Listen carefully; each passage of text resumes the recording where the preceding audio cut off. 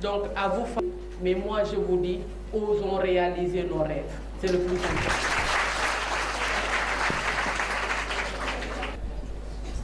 Qui était animatrice à la RTS, elle a fait une formation en journalisme en France et elle a fait ses premiers pas en télévision au Sénégal. Elle était animatrice à Kinkeliba et présentait la rubrique mode avant d'aller à la TFM pour servir en tant que journaliste et présentatrice de l'édition de 20h. Je veux appeler Léa Soukeyna. Bonjour à tous. Je suis très contente d'être là parmi vous. Surtout que je fais partie de la même génération que vous, je me sens très proche de vous.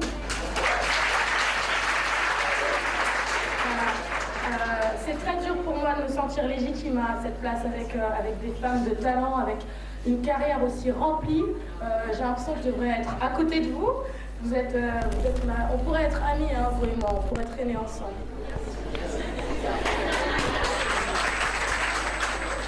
Je suis d'autant plus honorée de parler en présence de la grande Sorna Diamba, qui est vraiment, en dehors de l'affection que je lui porte, c'est un modèle pour moi. Elle fait partie des gens qui m'ont donné envie d'exercer ce métier. Vous nous avez laissé un héritage énorme, ça va être très compliqué d'essayer de faire, allez, pas de vous égaler, ce serait prétentieux.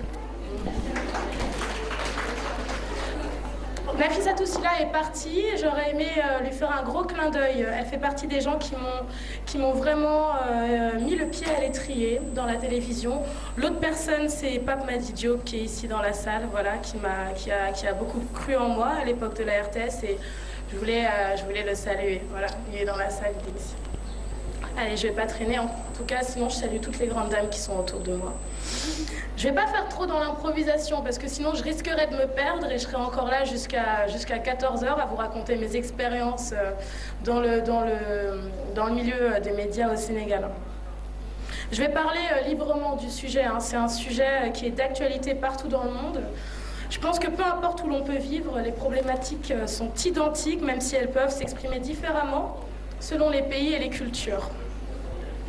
Je renonce à m'enfermer dans un débat sur les spécificités sénégalaises, car cela n'aurait que peu d'intérêt sur le fond et l'on passerait à côté de l'essentiel. De plus, prendre ce débat au sens large, c'est-à-dire au niveau mondial, ça ne met pas le Sénégal en dessous des autres pays. Au contraire, il le place au sein même de ce thème que représente l'évolution de l'égalité des droits des femmes. Un sujet qui, selon moi, est un combat permanent. Je dis bien permanent. Alors, en général, les médias semblent enfermés dans une contradiction. À la fois, ils sont émancipateurs par la connaissance qui est véhiculée, l'information qui est transmise.